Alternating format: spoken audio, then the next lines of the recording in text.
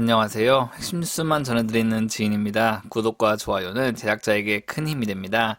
6월 21일 기준 정말 코스피 코스닥 가리지 않고 엄청난 폭락이었습니다. 외인 기관은 순매도로 이어가고 있습니다.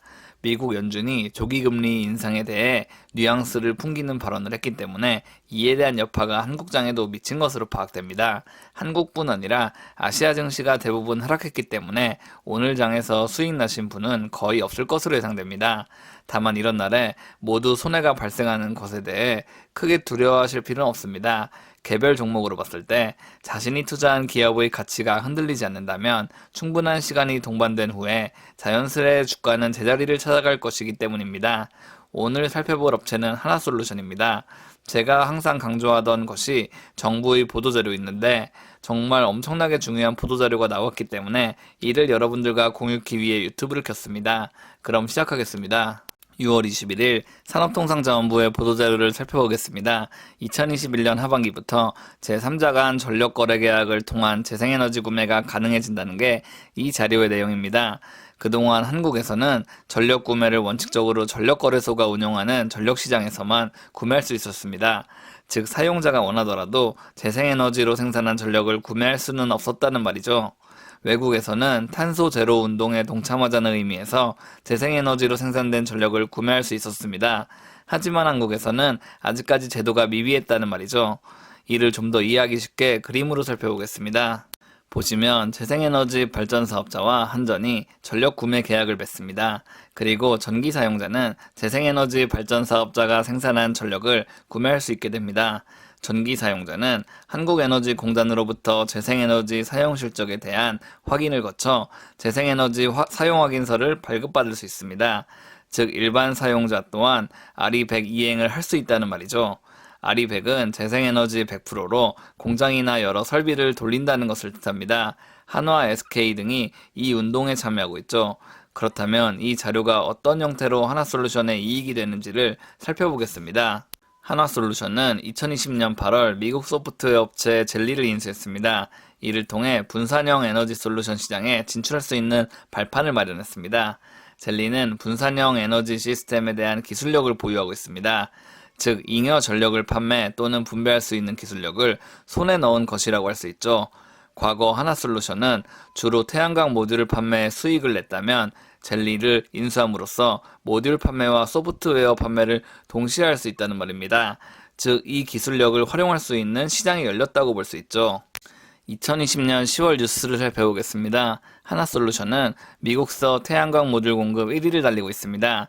젤리 기술을 확보했기 때문에 분산형 에너지 시스템을 활용한 가상발전소 시장에도 진출할 수 있는 기반을 마련했습니다. 미국에서는 가상발전소를 통해 잉여 전력을 판매할 수 있게 제도를 준비했습니다. 게다가 가상발전소 시장은 매년 18% 이상 성장하고 있습니다. 다만 한국은 한전이 모든 것을 독점하고 있었기 때문에 분산형 에너지 시스템을 활용한 가상발전소 운영을 할 수 없었습니다. 그런데 이제 한국에서도 가상발전소를 운영할 수 있는 기반이 갖춰졌다는 말입니다. 올해 2월 기사를 살펴보겠습니다. 하나솔루션은 재생에너지 기업 최초로 RE100을 선언했습니다.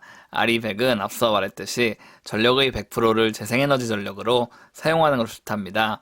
이 기사에서 하나솔루션은 자가 발전을 통해 RE100을 수행하겠다고 밝혔습니다. 그리고 중장기적으로 전력 사용량, 재생에너지 단가 등을 종합적으로 고려해 제3자 간 전력 거래 계약을 체결해 RE100 수행을 병행하겠다고 밝혔습니다. 게다가 하나솔루션이 보유하고 있는 유휴 부지를 활용하고 여러 공장의 옥상에 태양광 모듈을 설치해 꾸준히 태양광 전력을 확보해 나가겠다고 계획을 밝혔습니다. 즉 태양광 설비를 증설함과 동시에 이를 통한 재생에너지 전력 판매 사업에도 뛰어들겠다는 의지를 밝힌 것입니다. 마지막으로 2020년 12월 기사를 살펴보겠습니다. 하나솔루션은 유상증자를 추진하면서 가상발전소 사업에 대한 투자를 늘린다고 말했습니다. 미국 소프트웨어 업체 젤리도 언급했고요. 즉 하나솔루션은 이미 가상발전소에 대한 큰 그림을 그려둔 상태인데 법과 제도가 뒷받침되지 않았기 때문에 이를 크게 드러내지 못한 것이라고 볼 수 있습니다. 어떤 사업이든지 국내에서 시행착오를 거쳐 효율성이 입증돼야 해외에 수출할 수 있습니다. 국내에서 여러 원전 기술이 활용된 후 검증이 끝난 다음 여러 수출 계약이 체결된 것을 보면 알 수 있는 사항입니다. 즉 국내에서 가상발전소 사업이 어느 정도 이행된 다음 한학규셀은 미국에 진출해 있는 여러 모듈 판매를 바탕으로 새로운 사업을 시작할 수 있다는 말이죠. 제가 과거 영상을 통해 하나솔루션의 가상발전소 사업은 테슬라와 대적할 만하다고 강조한 적이 있습니다.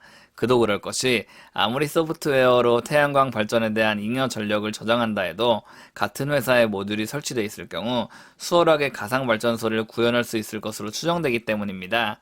즉 미국에서 모듈 판매 1위를 달리고 있는 하나솔루션이 미국 시장을 공략하기가 가장 수월하다는 말이죠.